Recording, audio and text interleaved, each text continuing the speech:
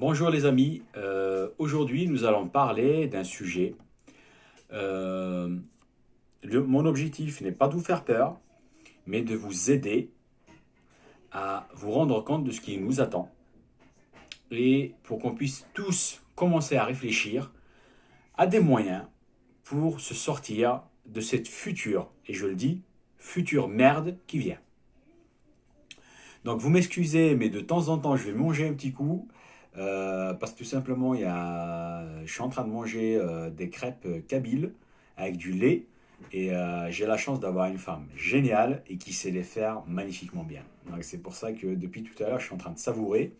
Et je vous cache pas qu'en même temps, je viens de revenir de ma séance de sport. J'ai couru dans un petit espace là qu'on a dans notre quartier.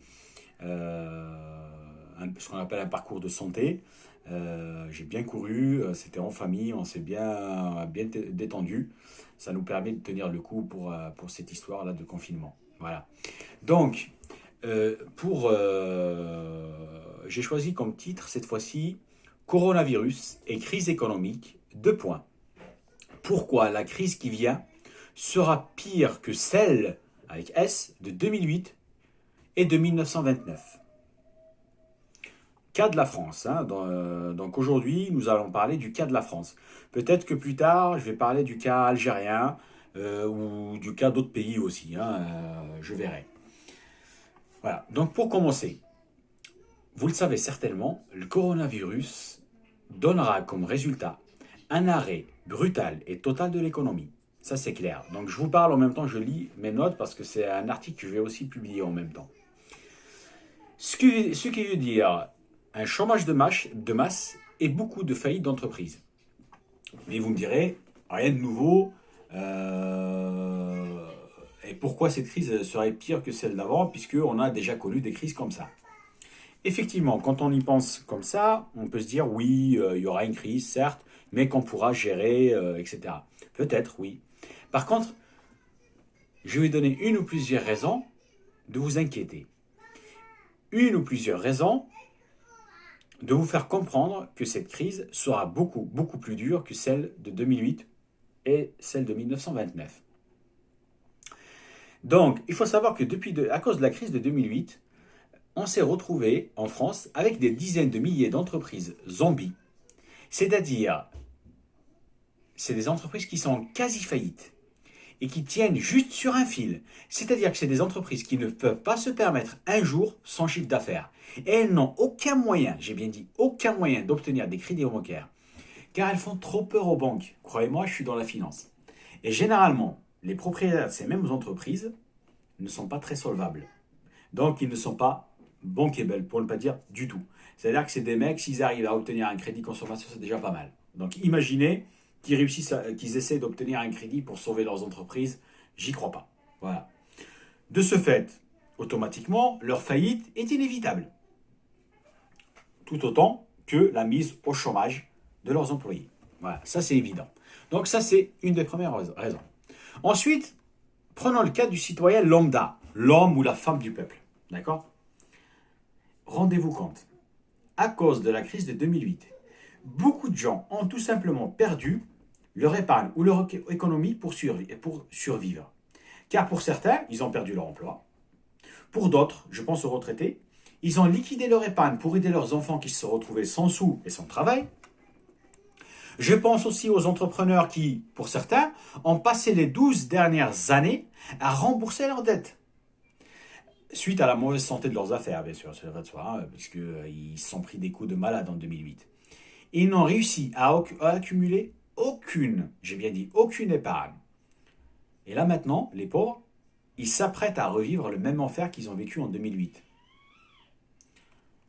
Imaginez l'histoire. Donc, les amis, moi je vous le dis, si on regarde du bon œil toutes ces réalités, la crise économique de 2020 ne pourra être que plus dure et impitoyable que celles qui se sont passées. Moi je vous le dis. Par contre, et là, je tiens à vous le dire aussi, on doit justement de toute urgence nous organiser et travailler à atténuer cette crise. Comme ça, on va pouvoir protéger nos familles et nos proches. Donc, moi, je vous le dis, vous qui m'écoutez, ben, proposez des choses. Essayons de nous organiser tous pour empêcher que cette crise ne bouffe nos vies, tout simplement. Donc, si on veut empêcher que cette crise qui vient détruise nos vies, on est obligé de s'organiser. Nous devons faire très très attention parce que nous vivons dans un pays qui est malheureusement extrêmement fragile par rapport aux apparences. Parce qu'il y a certains qui pensent qu'il est un pays solide, ouais, le système ne pourra jamais s'effondrer. Moi je pense que vous avez vu le coronavirus, vous avez vu sa gestion catastrophique, etc. Donc imaginez ce qui va se passer lorsqu'il y aura même plus de pognon, lorsqu'il n'y aura plus un centime, qu'il n'y aura que des dettes. Voilà.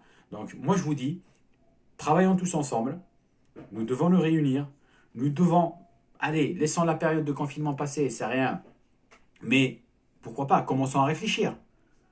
Faisons des réunions webinaires, ou je ne sais pas comment on les appelle, sur Internet, etc. Donc on pourra tous se réunir tout en étant à distance. Commençons à réfléchir tous ensemble à comment faire pour lutter contre cette future crise qui va tous nous bousiller. Elle va tous nous donner des coups qui seront très très durs. Et ce sera très très dur pour nous pour qu'on se relève. Moi je vous le dis. Voilà. Je tiens à vous remercier les amis de m'avoir écouté. Et j'espère pouvoir vous proposer de nouvelles vidéos, peut-être aussi de nouveaux articles. Parce que comme je vous l'ai dit, cette vidéo, je vais la présenter sous format aussi d'articles. Je vais publier sur Facebook, mes différentes pages partout. Et pourquoi pas, s'il y a par exemple des sites internet, enfin des gérants de sites internet, des sites d'information qui souhaitent reprendre mon article, moi je les autorise, il n'y a pas de problème. Ça sera juste, il faudrait juste pas qu'ils oublient de mettre mon nom, prénom, etc. Pour que les gens sachent que c'est bien moi qui suis derrière cet article-là. Voilà. Donc je vous remercie de m'avoir écouté une nouvelle fois et je vous dis à très bientôt. Merci, au revoir.